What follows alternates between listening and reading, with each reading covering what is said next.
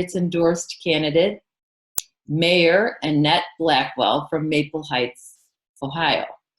And our topic will be about the importance of the role of women on civic commissions and boards. So I'm sure that this is going to be a very lively conversation.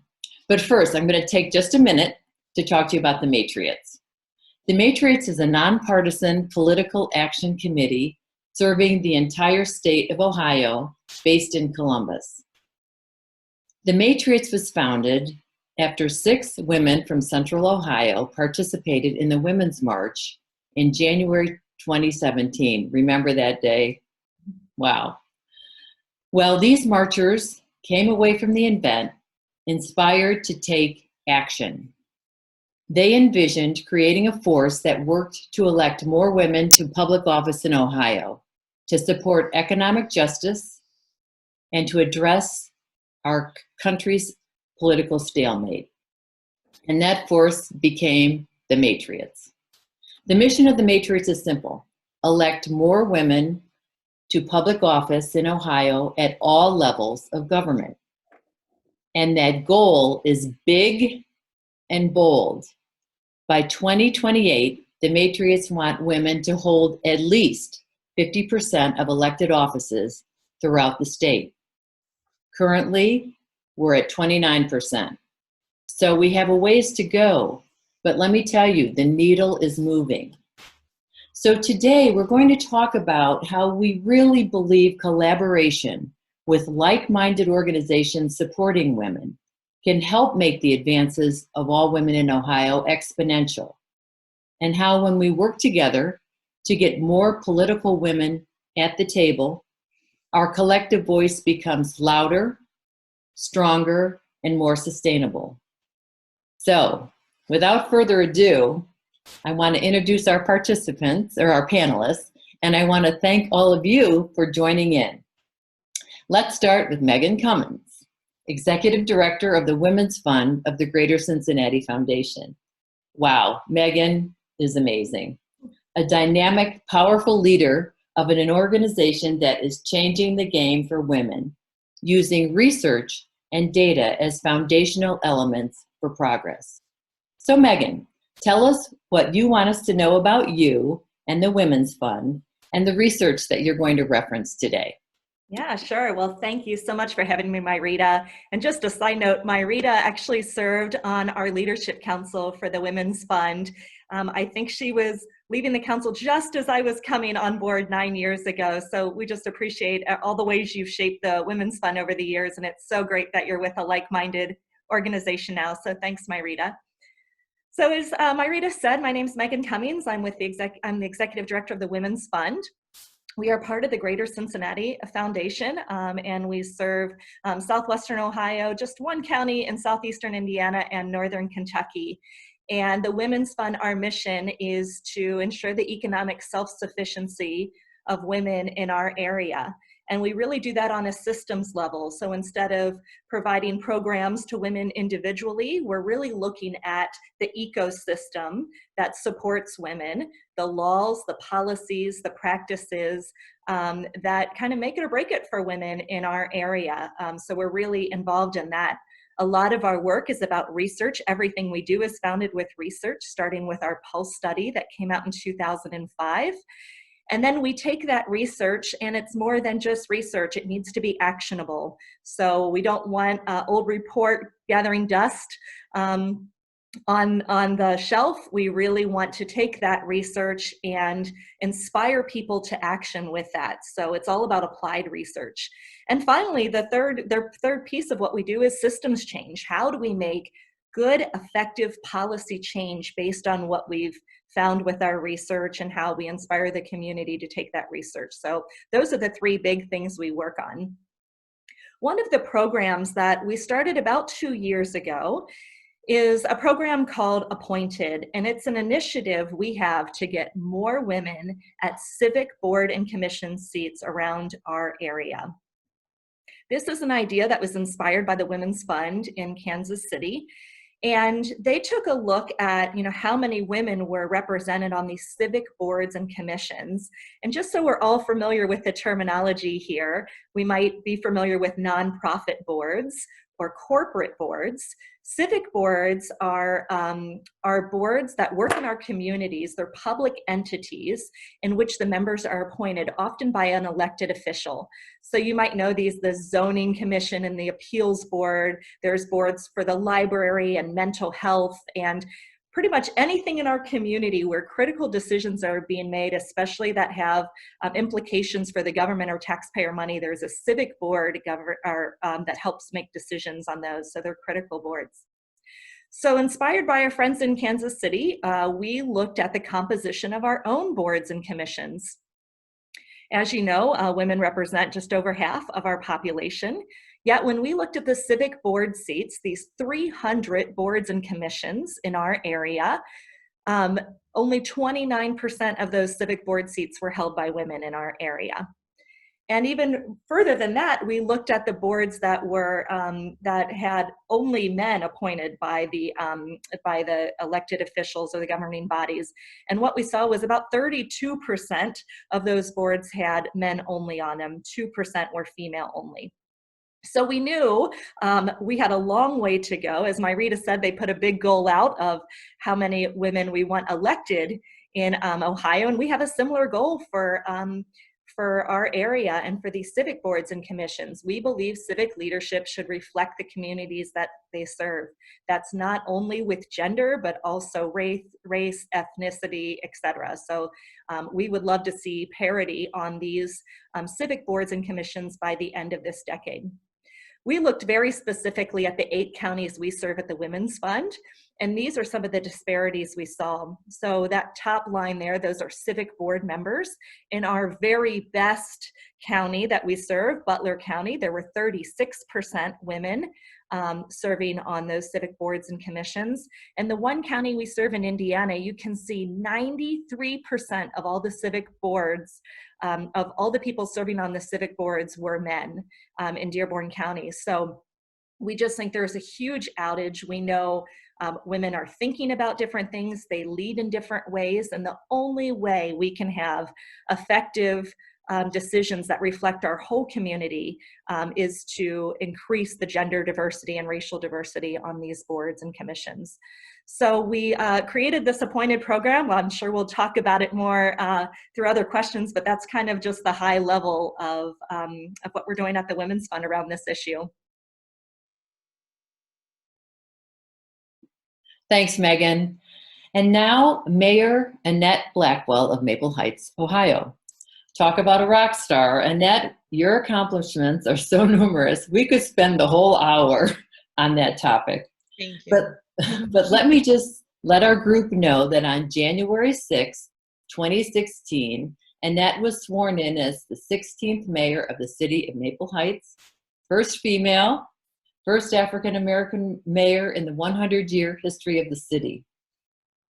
We were so delighted, the Matriots, to endorse Annette for re-election in 2019, and you are one of our success stories, Annette, so thank you so much. I thought it was interesting that your political career is somewhat of a second act for you, as you were an extremely successful business person prior to running for office, and you have experience on numerous civic boards and commissions.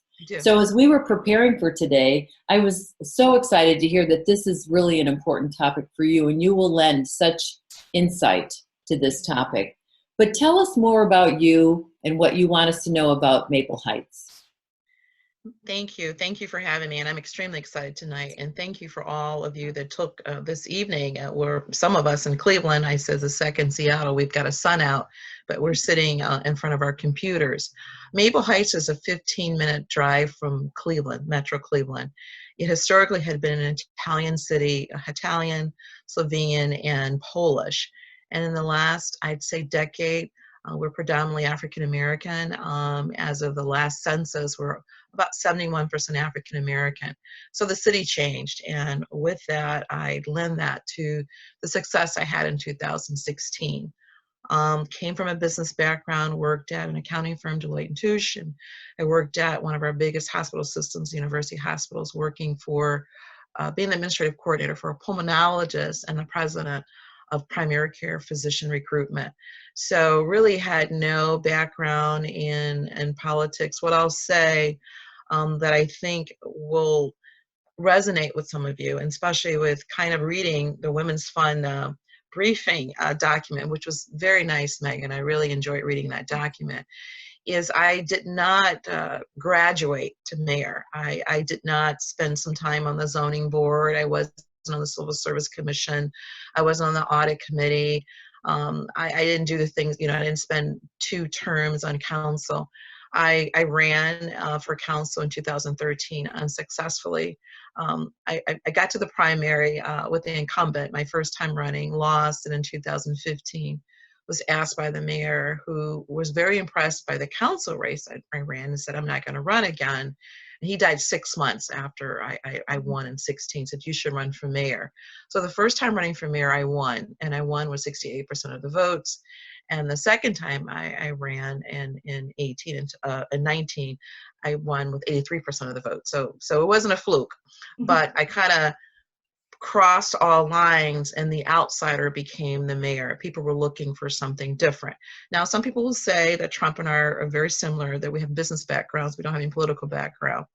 I will take that, but I can tell you that business skills are very transferable. I had sat on boards and worked civically. Deloitte really pushed us to sit on boards and just really be change agents and change captains in our communities. So it was an easy transition. So that's what I'd like to say, how I'm a different kind of, I think now, elected official. I hate the word politics, so I'm an elected official. This did not come to this office, the highest office in our city. We're 23,000, 4.4 square miles, bedroom community, mostly bungalows and some ranches, but we were built out of the Second World War. People came back, 3 little tiny, you can barely get 2 people in the kitchen. But we've seen some new developments, and the city is progressing, and I happen to be the leader right now. Thanks, Annette. That was great to hear from you. So I'm going to get the conversation rolling by the simple question: why aren't there more women on civic boards and commissions? And I'll throw the question out to both of you and to get your perspective. I'll start, and then I'll tell you the first time I was asked, and then I was reading through the document that, and I'll just kind of show it, that I kind of got from the Women's Fund, and it's the truth. And for me, especially being a woman of color and being a woman and coming from the South, I'm part of the Great Migration. I did not come to the North, to Ohio, till I was a 2-year-old. I'm from the Deep South, very poor, only second generation of sharecroppers. I just didn't think I was good enough. You don't think you're good enough because you don't have the right last name, you didn't go to the right school. And so I think we're good enough, the fear of our own voice, our own ideas coming to light, and people saying, what is she thinking? Where did she come from? So I think fear, and I don't want to say shame in a bad way, but being the child of sharecroppers, I grew up with some shame. I did. And I just didn't think I belonged there. So that would be my response to that question. Mayor Blackwell, that resonates with so much that we've heard from women we've interviewed for this initiative over the years. Other things we've heard, again, missing knowledge or the expertise they need to serve. They feel like there's some kind of formal thing they need to have. And what we would say is, you're an expert in your own life. And we need all views on these boards and commissions in order to reflect what's actually going on in our community. So we think everyone already has that knowledge they need to represent a certain viewpoint. Other things we've seen is, they don't raise their hand to be involved, or often they don't know the opportunities are there. We have 300 boards and commissions in our area. This was new. This was news to our staff. We had no idea the depth and breadth of these boards and commissions. And oftentimes, unless you happen to be on your county or city's, website some night when you can't sleep looking through the vacancies for boards and commissions, these are not well publicized these are not well publicized positions. And oftentimes, if they are on a website or if the job description's out there or a vacancy is posted, oftentimes the people that, I don't want this to sound malicious, but it's just, the people that are supposed to know about them knows about them. They might have an opening on the zoning commission and, Richard is leaving that position and he goes, oh, I golf with Kevin. He's going to be a great person to fill this. And then, they forward the posting to that person. So it's kind of a little bit insular about how these postings are made aware. And there's not a lot of broadcasting about there's ways to get involved at this civic level. So that's a big thing we saw going into this. People are just not aware that the vacancies are there. So we decided to put all those vacancies in one place for our area on our website so people can really see what's out there and how they might fit into that. So, Mayor Blackwell, how does it work in Maple Heights for your civic and county commissions? How does it work? It's just the way Megan said it. I mean, so there's a vacancy in the Civil Service Commission. We put it on the website. People don't always go there in their busyness of life. And so the person that had the position before calls Tom or Joe and says, hey, you might want to apply for this. And so just the way Megan said it, it happens. We have to do a public posting, of course. I think women are very busy. Maple Heights is a city where 2/3 of my households are headed by single females. I mean, they're single parents. They're not looking at a website. They're checking homework or making dinner. And so they're just like, as she said, just not aware of it. It takes a phone call or some coaching. And since I've been in office, my civil service chairperson's a woman. I go find them. The people that I had run for council, I can go find them. I'm in that position, the driver's seat, to even do that. And then me being in the office that I sit in, and they'll say, I don't think I can do it. I said, look at me. And so they're comforted by the fact that I'm sitting there. So maybe I can, because the person I asked to run for one of the districts, she told me no 5 times before she finally said yes. And I began to encourage her to come to council meetings and just really get involved. And she's extremely happy. But it's the same way. You post it. There's a notice that goes in the paper, and nobody takes a look. It's kind of hidden, and you've got to be looking for it to find it. Yeah, that's right. And I would add, it's really difficult for our elected officials too. They have so many of these positions to fill, whether you're a mayor or a county commissioner. They have, dozens and dozens and dozens of appointments to make during their term. And what we heard from one elected official near us, she said, through our office, we just go through our LinkedIn profiles trying to find people. And for many of our elected officials, you can only have so many people in your network, right? And oftentimes, I think we're all guilty of this, sometimes our networks look a lot like us. So we end up kind of replacing positions or asking people with folks that are just like us, when we really need to be reaching out to people with different and broader experiences for these. So it's really tough for the elected officials as well. So with this program, we were really hoping to bridge that gap, provide bigger networks for the elected officials to tap into, people that are both qualified from an everyday expert standpoint, and if they need professional skills for a certain appointment, have that. And then where it's kind of like a matchmaker, we're eHarmony for civic boards. Yeah. And that's important. Qualified, I can find them, but then I actually asked for resumes. They said, is it paid? I'm like, no, but you're representing me. Qualified. We may find a willing, warm body, but are they qualified? That's right. Civil service you're choosing are safety officers. Do you follow through? Are you going to take it seriously? Will you show up for the meetings? You're going to be there for the swearing in. If there's I had to let an officer go, you're going to be there as we go through the bargaining and all of those things. So qualify. I can find warm bodies, but I am challenged to find qualified. Yeah. Well, what you both said, I'm going to reflect on two comments. First, that you asked someone, Mayor Blackwell, 5 times to do this. Well, the Matriots research on women running for elected office is that a woman is asked usually an average of 6 times before she says yes. I did good then. So, that just blows my mind but because usually if you ask once or twice, you're like, well, you're just going to give up on that person. But, that is an interesting point. The other thing about these civic commissions and boards, there's a lot of power there. I mean, they're making policy, they're having an impact. And I was just blown away when I read the research, Meghan, to see the breadth of the commissions and boards. And it also made me just underscore again why it's so important for us to have women in elected office so that they can help populate and identify potential candidates for these roles. That's right. Critical decisions are made every day about your community on these boards and commissions. I think oftentimes when we think about what we would change, you can even do this exercise right now. What is that one thing you want to change about your community or even your neighborhood? So much now. These are not decisions that get made by Congress. They're not decisions that get made by the UN, right? It's not that broad. It often comes down to a very, very local decision and a group of local decision makers. And your thoughts on that issue are important and valid and need to be heard. And so oftentimes when we do not have diversity on these civic boards and commissions, we get decisions that were the best decisions they knew how to make for their situation, but they don't reflect the needs of the whole community.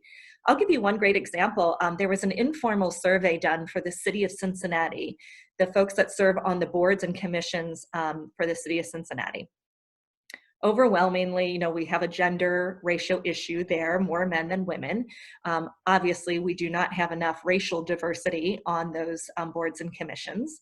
But the other thing that was really interesting in this informal survey, the household income of these board and commission members averaged over $200,000 a year.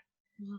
Now, that is nothing against people that are making over $200,000 a year, fine. But when the average household income in the city of Cincinnati is $37,000 a year, you have to believe that there is a whole different set of problems and perspectives that come even with that socioeconomic diversity on those boards. Different things are important to your family if you're making $37,000 a year versus $200,000 a year. So part of what we wanted to see here are these boards and commissions that reflect the breadth of the community in all different ways. And socioeconomic diversity is a really important piece of that. What are people struggling with every day who are going to that job or maybe balancing 2 or 3 part-time jobs? We want to hear from that person and have those viewpoints reflected in our policy and the critical decisions that are being made in our community. I can certainly add to that. I sit on the NOACA. It's the Northeast Ohio Coordinating Agency. It's a transportation board.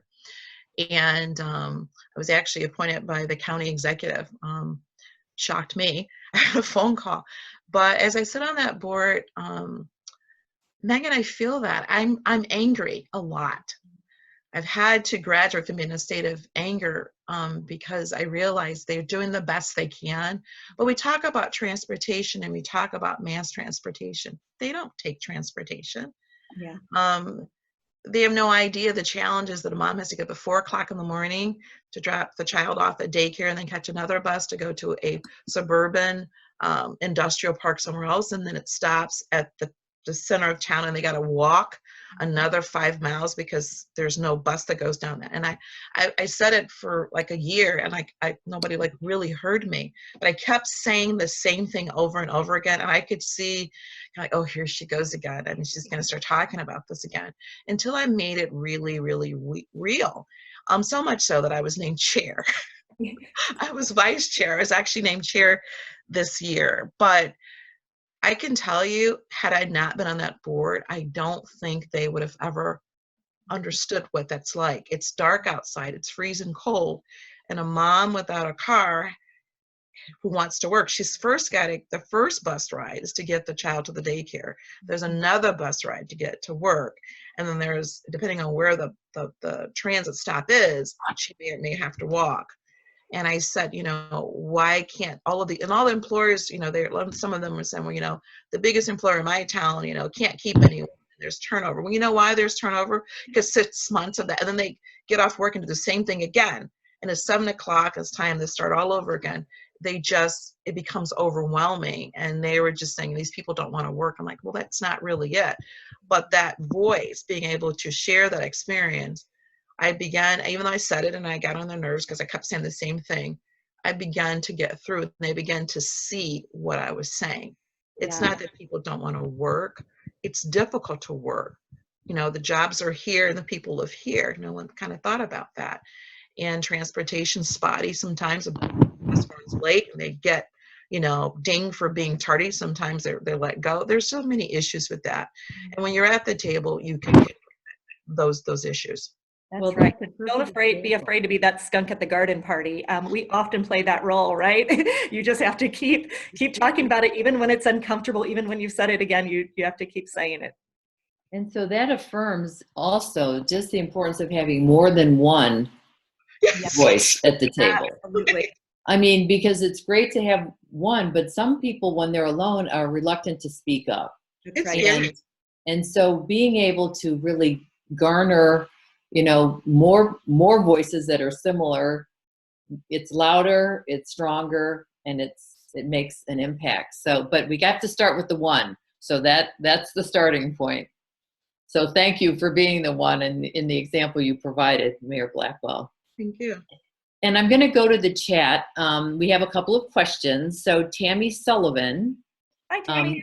from Cincinnati, had a comment or a question about the boards being pay to play. So Tammy, are you? Hopefully you're.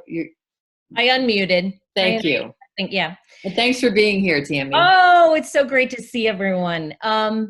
I was just commenting. I wasn't sure if this was free flowing or how it was going, but it's definitely pay to play, and the appointments are often political. I've run for office and been unsuccessful, so I try to maintain my independence as I run my business because things have gotten so polarized. But I think a lot of the appointments depend on what party you're aligned with and who you've supported.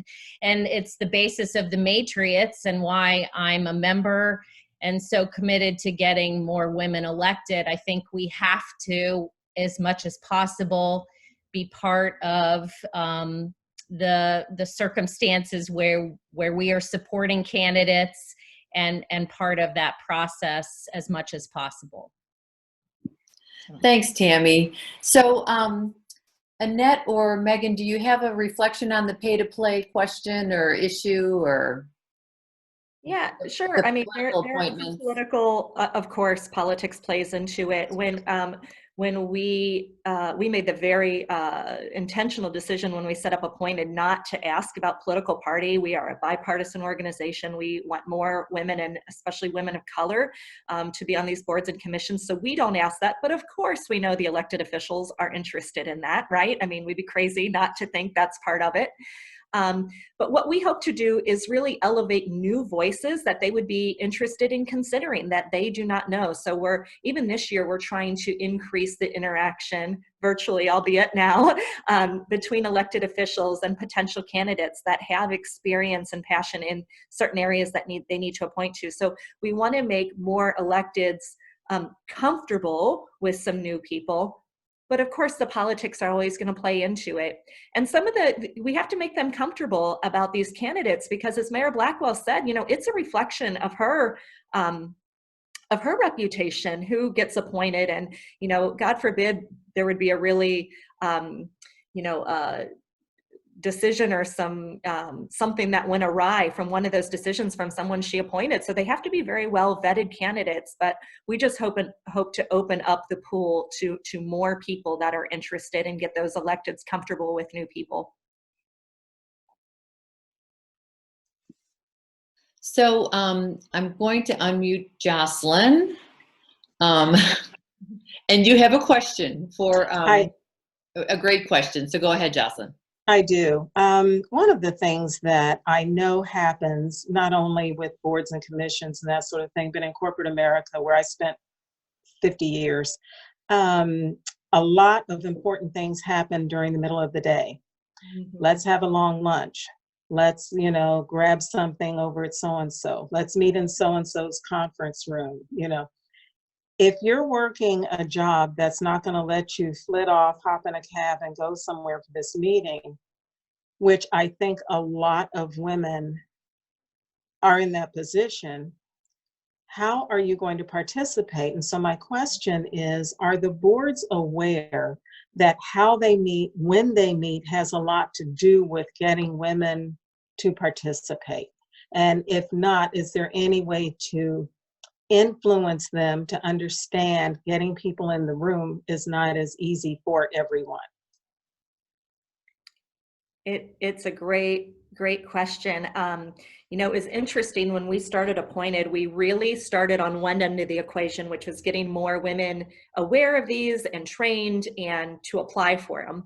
But we very quickly realized, as with all of our work, this is a systems issue. This is a systems level issue, that the way, the kind of rules of meeting were very much skewed to things that met men's schedules, professional schedules, and that was one of the reasons they couldn't get more women, one of the many reasons they couldn't get more women. So we decided we could do some coaching with some governments around these policies and practices. One thing we will be releasing later this year is a government guidebook to increase inclusion and accessibility on your civic boards and commissions. And Jocelyn, to your point, so many things you brought up are included in that. What time are we meeting? Is the meeting on a bus line? Are we going to provide childcare? If we're using Robert's Rules of Order, which of course is important, right? But that takes accessibility away from a lot of people that have great ideas, but might be very overwhelmed by the formality of that meeting. So how can we do both? You know, have meetings operate in a way that's more accessible and help train people to understand those rules of how meetings operate as well. So there's it's kind of all of those things. I'll give you another example. The application process, we were working with Hamilton County on this. And when we looked at their application, you could fill out their application. You had to submit it in person at the county building downtown during business hours. That takes out a lot of people. Or you could fax it in, which takes out everyone that is not living in 1994. So, you know, there was just this like, how do you expect people to apply for this if it's not accessible? So we have a lot of work to do of changing the government practices around this too, not just in how they publicize the vacancies and how you can apply and what you need to apply. Oftentimes it's, you have to have a resume. Well, if you've been a plumber for 15 years in your community, you might not have a resume, but your ideas are really important and should be included. So how do we take out some of those professional biases as well?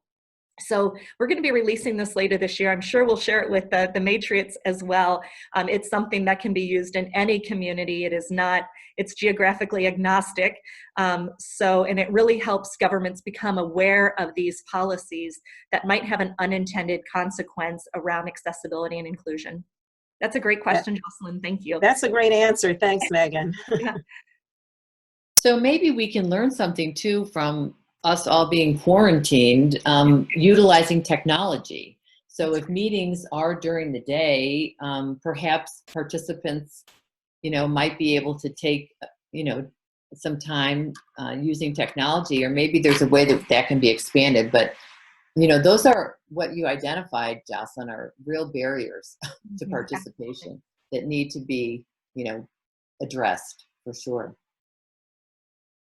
So we have a question from Kate. So Kate, do you mind unmuting and asking your question? Yeah, hi everyone. To be transparent, I work with Megan at the Women's Fund as the engagement manager. But I, you know, have been blown away by watching all the work. I'm relatively new, but still I have nervousness myself. Like, how are ways that we can get involved and get started? Do you have to be recommended for one of these positions? It just feels kind of weird to go to a website and then apply for something that maybe you don't know a lot about, but you definitely, like, I want to get involved, you know. So you recommend that. I'll take that one. The key word here is engagement. You've got to be engaged. I'm always surprised at some of the feedback I get when they say, I didn't know, or why didn't someone tell me? There's some personal responsibility here. You absolutely have to be engaged. If you can't go to the website, pick up the newsletter that your council person puts out.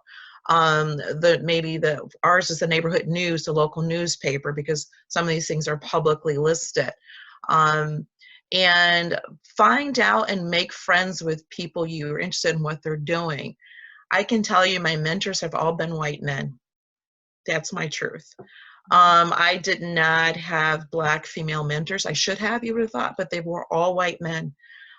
Those were my mentors. And so because they were having the meeting in the conference room, they'd say, hey, come go to the conference room with me, walk to the break room. So you have to be accessible. You have to be approachable. You have to be open-minded.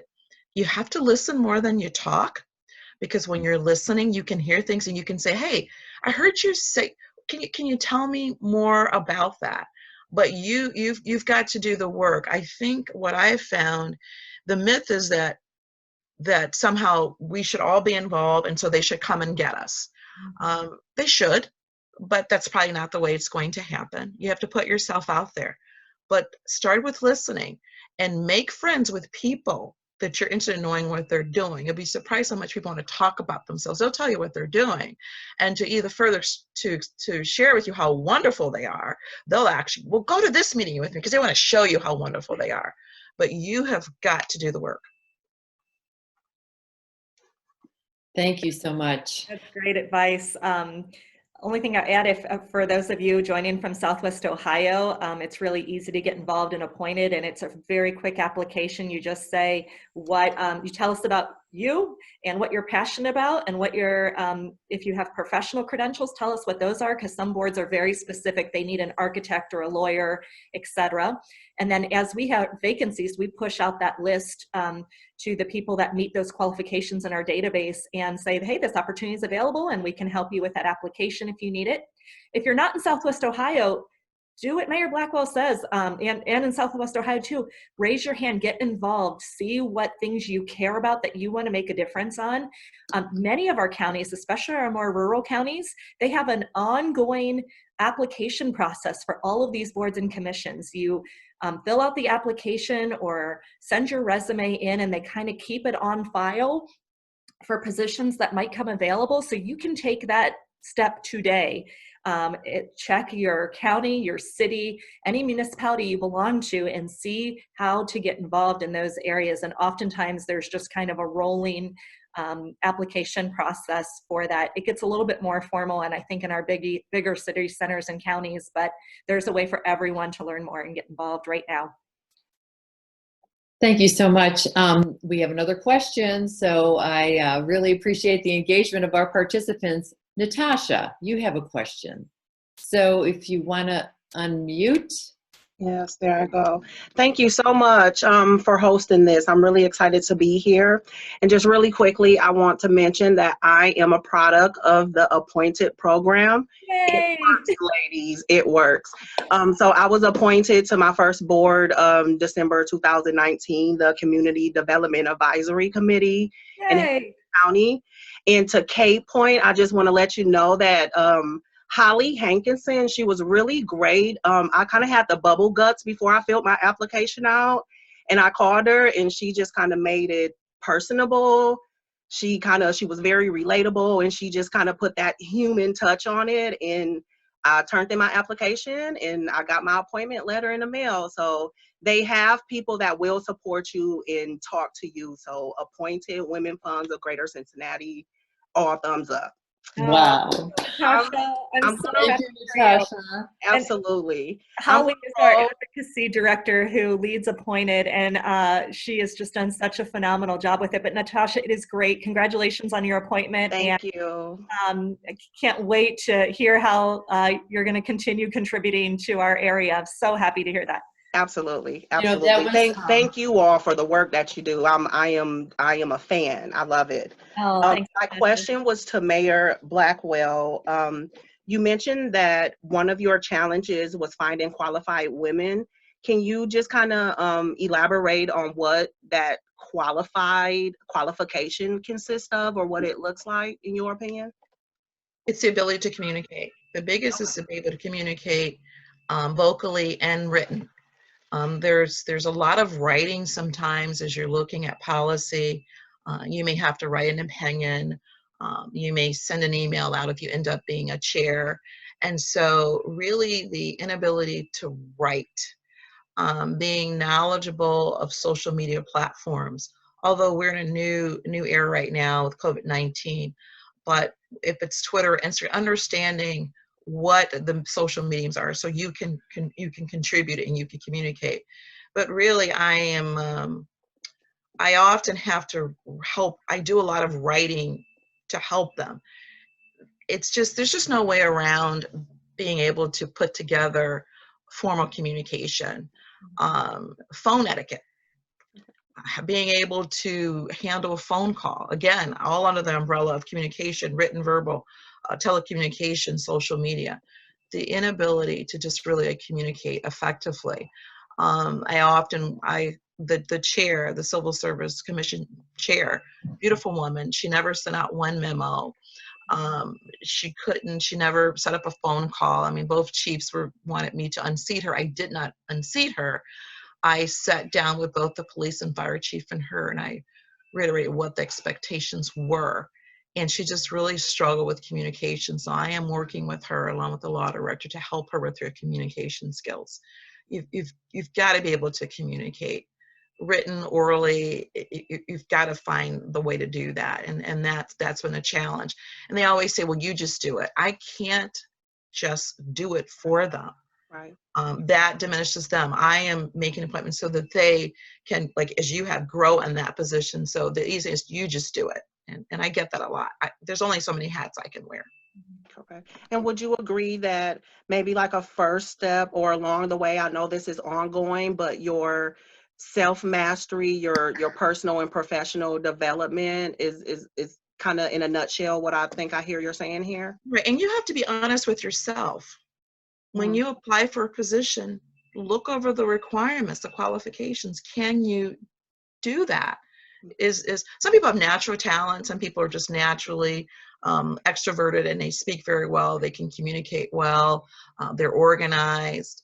You have to be honest with yourself, and then honest with the person that believes that you can do it. And you say, I'm not comfortable with that, but maybe something like this would fit me. And so some people approach me. I'm approached a lot about the positions they want. And I will say, what's your natural talent? I say, what's your God-given gift? That's what I say. What's your God-given gift? What is it? And then I'll say, well, then that's probably not for you. Can we look at something else? But honesty with yourself. But the lack of the ability to communicate in various ways, it surprises me, especially with mature women sometimes. You have to be able to write at least a paragraph and a half memo. We'll figure out the Robert Rules of Order. That is always overwhelming. It's overwhelming for me. But you've got to be able to write and communicate with your colleagues and get correspondence out. And that's been a challenge for me. Thank you. You're welcome. Such great practical advice, and really making it real, Mayor Blackwell. That was extremely helpful. We have about 10 minutes left. I have 2 quick questions for our panelists, and then we'll open it up for any additional questions from our participants, and then a short wrap-up prior to 6:30. We just want to be respectful of everyone's time. So, Natasha, you really were a great lead-in to the question I was going to ask Meghan. What are some of the results of the appointed program? So I don't know whether, how perfect that you asked that question, but I'd like to give Meghan an opportunity to talk more about some of the actual outcomes. Yeah, absolutely. So I'm hoping Holly, my colleague, will weigh in with the actual number of appointments we have so far. So I'm sure she'll just type that in real quick. But we have about 500 women signed up for appointed. And that's incredible. And that's across our 8-county region, but a lot of those in Hamilton County, of course, the city of Cincinnati. And of those, right now, we're trending at about 28% women of color of that base, which we still need to improve upon that number, but that's something we're very intentional about. How do we especially recruit women of color to these board positions? Again, our goal with this is we want to reach parity on these boards and commissions by the end of this decade. And that seems like a long time, but when you look at how the terms go and how they are appointed throughout that time, that would be pretty aggressive to have parity by the end of this decade. Holly's weighing in because she's great. Holly never disappoints. 19 women appointed so far. 31% of our appointees are women of color, are the updated numbers. So that's terrific. And Natasha, you're one of those 19, so thank you. So those are the results so far, and we're always recruiting for more women to sign up and let us know if they're appointed, because we always don't get the feedback loop, or if they forward it on to someone else who maybe is not signed up with appointed and they get a seat. We'd love to know that too. I love the intentionality, Megan. I think that really will drive significant outcomes. Thank you, Myrita. So, Mayor Blackwell, wow, Maple Heights is so lucky to have you, first of all. But can you share an example that you might have, hopefully now that you've helped populate some of the commission leadership roles or boards with women? Do you notice a difference in some of the interaction, the outcomes? What's your sense of that? I'm going to be completely honest. That's great. I'm disappointed. And because there's a significant amount of work on these boards. They're unpaid, but there's so much work. We probably should be paid, or at least a stipend. And I think the excitement of getting on the board is way up here. But when they realize the amount of work and it's unpaid, I've seen them hang back. And so this is my 5th year, first 4 years in the 5th year. And so I find myself being a cheerleader and a champion, and the person I asked 5 times, and she finally said yes. There's a body of work that you hope that's, and it's not. And so I get a lot of, well, this is a person that you said was great, and I don't get anything. And then it's difficult, and I'm really being transparent here right now, because when you address it, they're not coachable. And so, Megan, it's one thing to get the appointed, but I'm finding, and I usually don't appoint unless they go to the event with me, and we go over it, will kind of go with me. And so they've bought in, but I haven't seen the output of work. And it's a lot around pay. They said, with all of this work, I should get paid. And if they're doing good work, they're looking for compensation or a stipend. And I can see when they realize there's going to be more work and still no pay, I see them hanging back. And so that's been disappointing for me. It doesn't mean it's going to stop. I just have to continue to reach out. And I hate that I don't have a women's fund to kind of help me with that vetting, to just get the right candidate and the output that's needed. The example is the Civil Service Commission, and now the council person that I worked so hard to get elected. And I'll make it very simple, and I'll stop talking. Waste Management is our trash provider, and they didn't do bulk pickup because of COVID-19.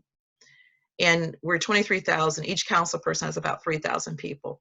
She never sent the information out to her residents, and they were livid. They had all this bulk trash because people were staying home. That's just communicating. It comes from City Hall. That was important to communicate, and there's just no ownership of it. So those are two examples for me that's been a little frustrating. But I'm encouraged, and I'm going to continue to push and pull and bring along, because we need to step up and fight for the changes that we want. And the last is we are number 3 in the county with infant mortality, and there's about 12 or 6 boards. I think I'm down to 3 now, because prior men never paid attention to infant mortality. And so those are some of the roles we take on. As I was looking at your information, Meghan, that we address, and I've had some people kind of help me with it. And then you see, there's all the excitement, and they just don't come to the meeting. So it's been difficult, but I don't want to leave anyone here on the call. I don't want to be that person, but I want to be honest with you. It's important to champion, it's important to promote, it's important to mentor, but it's important for, and I'm sure some boards are paid, but a lot of them are unpaid. You've got to be willing to do a lot of work and not be paid. I really appreciate your transparency, because it was hard to say, but because I don't want to blast it. I think that is really important, because we might be able to get a seat at the table, but if we don't deliver, we're not going to stay there. So it's all the things that you mentioned that are essential for us to make sure as women we take these responsibilities seriously. I don't know if you have anything to add, Meghan, or? Yeah, I think that is so, that's very honest. These are hard jobs. They're often politically charged, depending on what the board or commission is.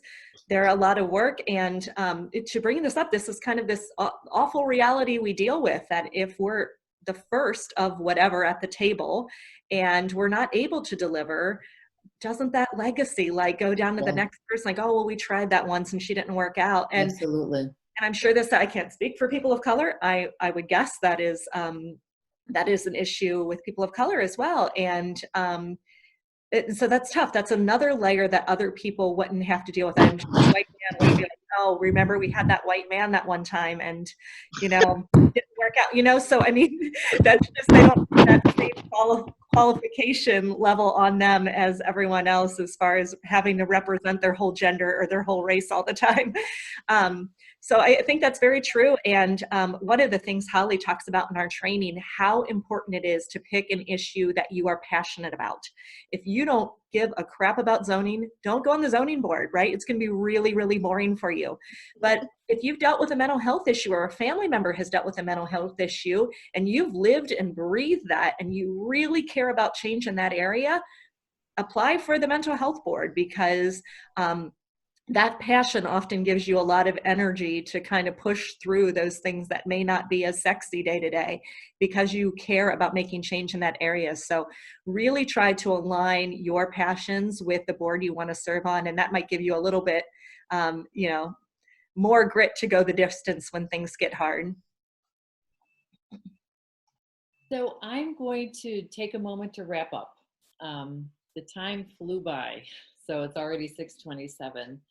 First, I want to say thank you to all the participants that took your time to be with us tonight. And I want to have a virtual clap for our panelists, who are outstanding. Meghan and Mayor Blackwell, wow, I learned so much, and I really am even more inspired by your thoughts and your actions. So as we wrap up, speaking of action, I want to leave us with a few ideas on how we can take action together. So I'm going to ask a couple questions. First, have you ever considered running for political office? Tammy Sullivan, I love that you are on the call. You threw your hat in the ring. And if not, why not? I don't like the fact that we have to ask each other to do this 6 times before we say yes.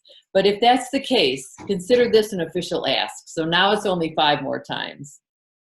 Or might you consider working on the campaign of a woman running for office? Experience is helpful, but not required. Next question, let's raise our hand to be on a civic board. Don't wait to be asked. If there's something, as Meghan said, you're passionate about, and Mayor Blackwell said you're qualified for, go for it now.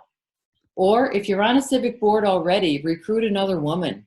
Throw their name in the ring. We need more women at the table to be heard so that we can support each other, and also call each other out. Like if they're not, doing it like you mentioned, Mayor Blackwell, you could say, hey, let's make sure you get that memo out. So it's not always your responsibility to do that. We need to coach and encourage each other. And last but not least, we need to support organizations like the Women's Fund, like the Matriots, like the political campaigns of Mayor Blackwell with your treasure. If you can't give your time, if you're not inspired to be on a board or in political office, hey, writing a check or providing a contribution has power too. So please support your local or your favorite women's organization to make this happen. So that's all that we're going to cover tonight. I hope to see you all again in the future. And thank you so much for your participation. Thank you. Bye. Thank you, everyone. Thank you. Bye. Great job, Meghan and Annette. It was Thank you, a guys. pleasure. Thank you. Thanks for having us. Yes, it was Thank great. you. Thanks. Thanks so much.